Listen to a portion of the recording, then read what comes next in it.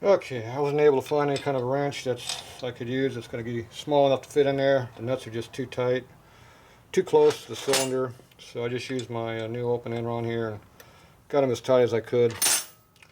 We just got to keep torquing those as we go. So we got the heads here, which we already put together earlier. So those are ready to go up on top of the motor now. So these are our head gaskets here. So go ahead and put those on there, make sure they line up with the head bolt holes.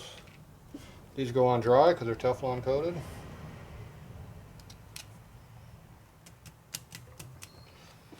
Just go in there like that. Here's our heads. I already did all these before. So just go ahead and drop that up on top of here. We got our one bolt sitting right here, ready to go. So go ahead and get that started.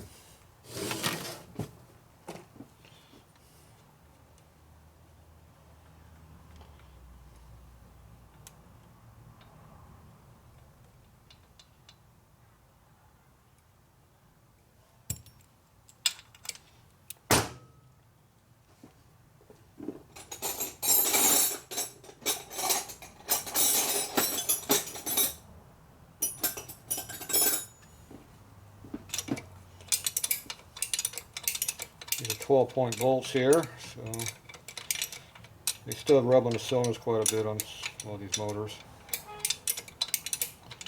This one here is going on relatively nicely. At some point I can put my socket in there, and this bolt probably won't be able to because the nuts for the base is right below it.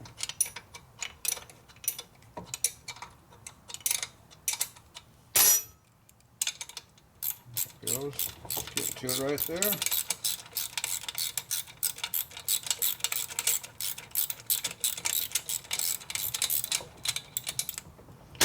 far as that's going to go.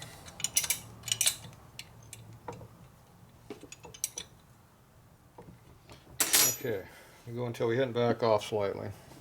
Okay, now these are 12-point head bolts. This is a special offset torque adapter a Snap-on has. It's a number H141 if you need one. So there it is. And you notice how it's been ground for clearance. And this allows us to go into here and then put a torque wrench on here and tighten this. We can tighten these up here. So you can see how that is right there, kind of. Camera needs to go higher, not lower, higher. So we put this on here, we can go ahead and put our torque wrench on here and torque this thing. So for now we're not using it though. I'm going to go ahead and put all these other head bolts in here. So I go ahead and lubricate every bolt just like we do the base nuts. Go ahead and put a little oil on the threads, like that. You're going to slip them up in there.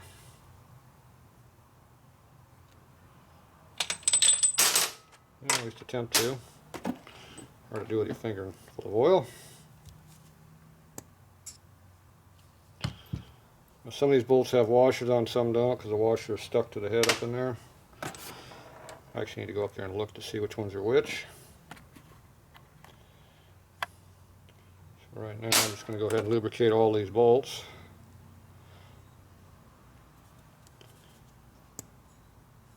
So we don't need to lubricate the whole length of the bolt, only the bottom here where the important part is. Very important to have a washer under every head bolt.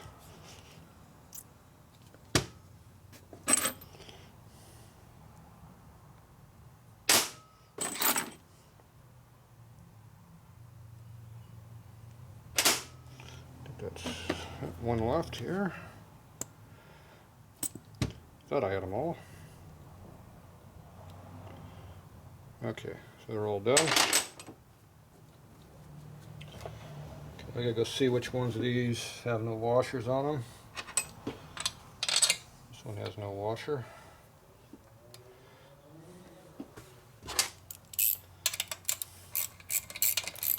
Able to get a ratchet in here, kind of. Kind of goes in at an angle, but it does go.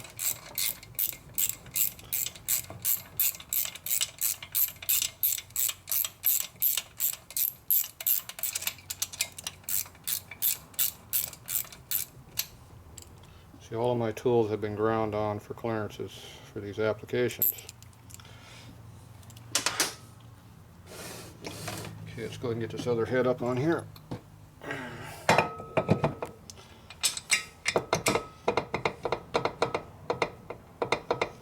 one started.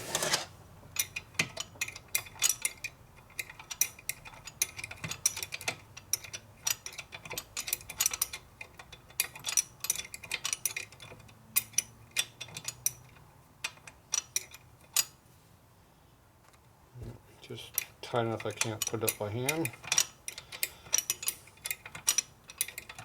Get this on there. Yeah, kind of.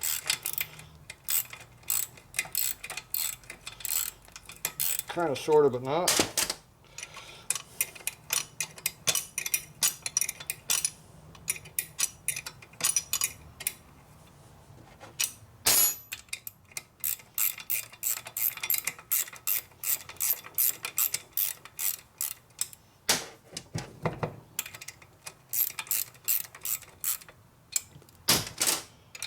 Back it off. Okay, this one here has a washer stuck up under there, so we use a bolt that doesn't have a washer on it.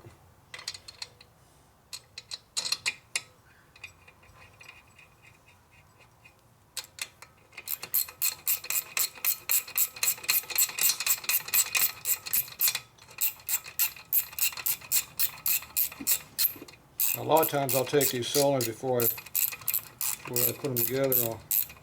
I'll go in and grind the hell out of the inside of the cylinder and around the fins in there to make room for wrenches. So you can put these sockets and wrenches on these after you get them together. Most of the import cylinders do not allow you to put wrenches in there.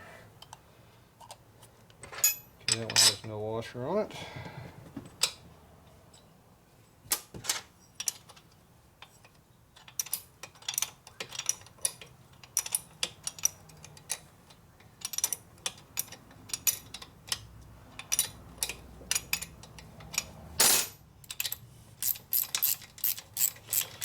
Once you get a socket on here and a ratchet, it goes a lot quicker.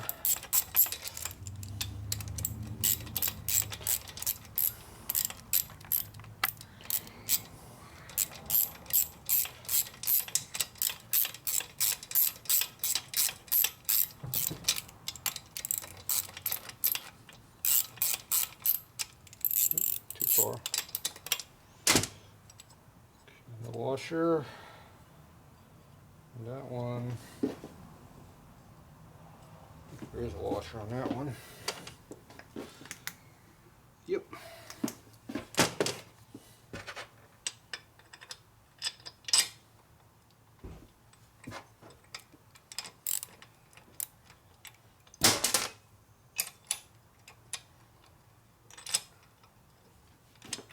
This one doesn't want my wrench to fit in there. This is an unmodified wrench, doesn't fit. Alright, I'm going to go get me a modified wrench, and you get the idea how this goes, so I'll go ahead and get this tightened up a little further and I'll come back to this. Okay, I'm finishing up the head bolts here. This one here was missing a washer, so I had to go find a special head bolt washer. Gardner Westcott has these and Colony has them, you can get them separate. I've had this problem before, that's why I stock them. They get lost. Missing, who knows what happens to them. I thought there was one missing, I took it apart, so taking care of the problem.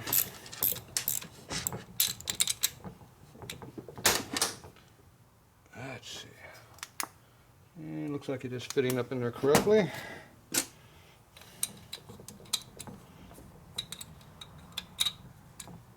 Here's my special thin wrench. These are ones I used on my KR flathead motor. They work on these too. Okay, got all the bolts in there. So now we need to line up the head right here so we can see what we got to make it work. And I didn't see that big nick over here. The intake spigot. I don't know what caused that. There's two of them over here. So you got one right up in there. There's another big one right over here. This one actually goes into the intake O-ring surface. See it down in there. So I'm going to take a little file and knock that edge down. We don't want anything cutting into our intake O-ring, cause an intake leak. So let me go ahead and do that and I'll get back to you. Okay, I'm ready to go line up these heads with the intake manifold. So here's our manifold. Somebody peckered the hell out of the inside of it in here. They had a theory. My theory is I don't like that crap in there, so I'm going to go in there and untheory it. Make it how I want it. Alright, so you got to stick these up in here, rotate the heads until they line up. So this particular application, the front head needs to go all the way to the inside.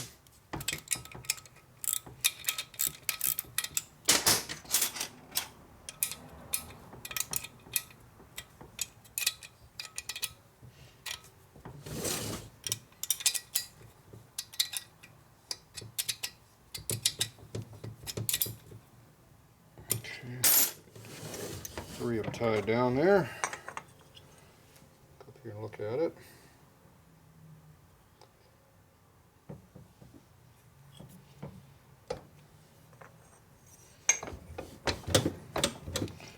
Looks like the rear one needs to go the opposite direction.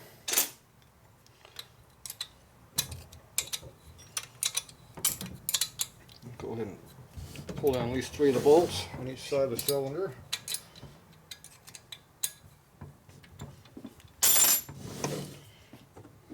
At least that way you know it's pulled down equally. And then you look at it. Alright, a little light on the subject.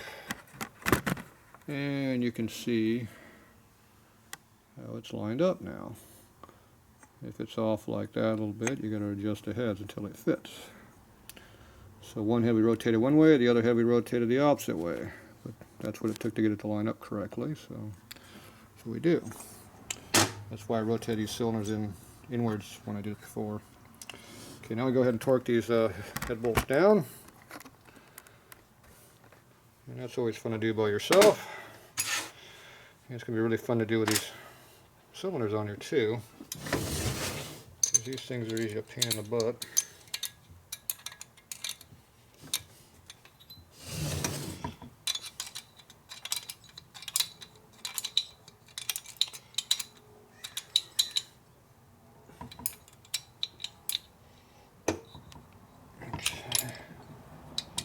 The initial torque down my little mini wrench here.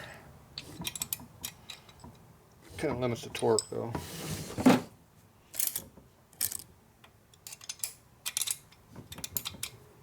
Okay. Just for the hell of it, turn the motor over. Make sure everything doesn't hit. Seems to be good. Get that out of the way. Okay, we're going to use our little torque wrench here. I got my other torque wrench here, which is this one. This is a tilting head snap-on torque wrench. This works pretty good on these applications. It's clicker style. I like dial style better, but these ones work pretty good. So this is a 150 foot-pound one. It's numbers right there. Looks like it's a 100A. The only problem is it goes up to more than 100. No, it doesn't go any more than 100. It is a 100 foot-pound. Oh well, I don't use it for more than that, so I'm okay.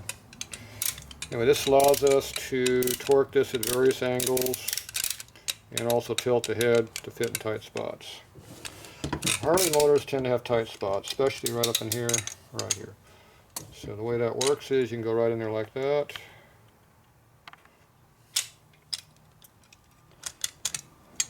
And you can see how it fits it right in there. Okay, let me go ahead and adjust this down a little bit so I don't torque it all in one deal. We'll give it 30 pounds on the first go around. There we go. Now this is only accurate when you're at 90 degrees. If you go here, it's less. If you go up over here, it's more because the length is longer. So you gotta remember that. It also only torques one way. It doesn't torque in reverse.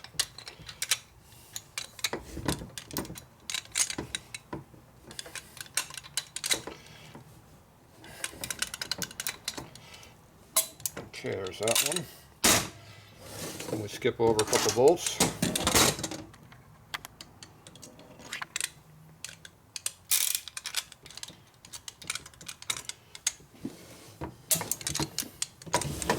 the same one on this side. I'm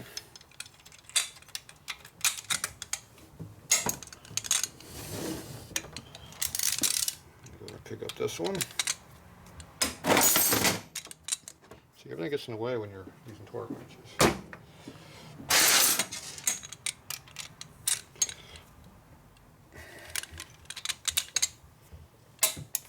That one.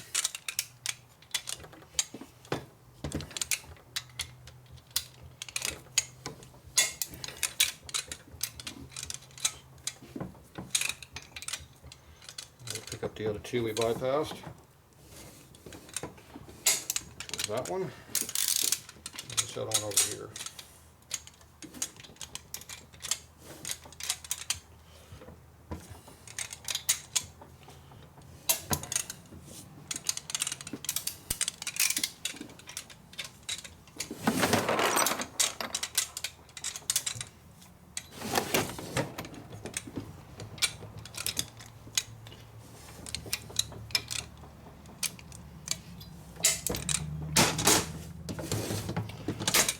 And the one we missed. I guess that wasn't the one we missed. It's been that one. Yeah, I think it was this one.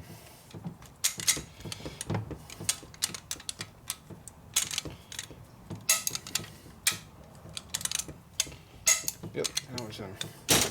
Okay, so we got all 10 of them torqued at 30. We're going to put the manifold back up there and double check, because the head bolt does compress a little bit, does change things. Take a look at it.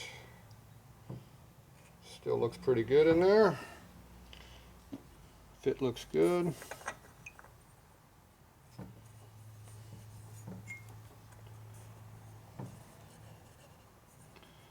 I think the rear head could come out a little bit. Front head looks pretty darn nice.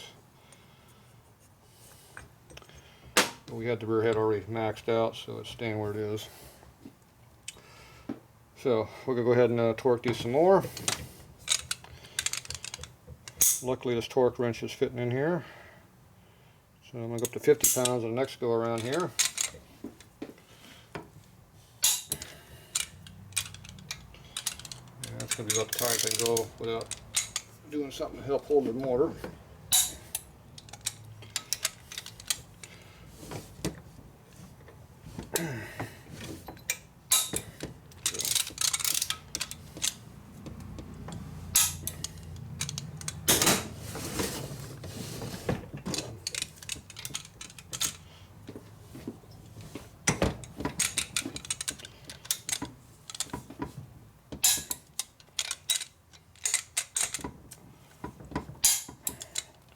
That one.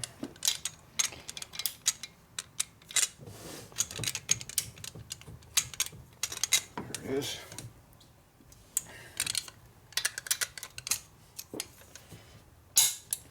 All right.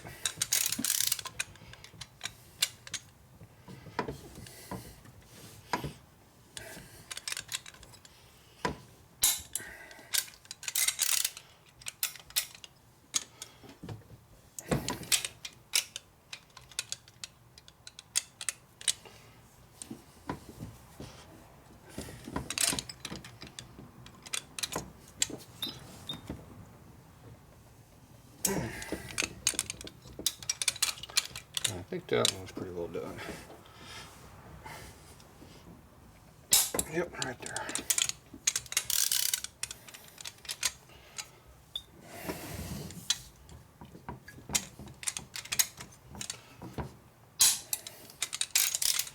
That's this one here. Do it this way.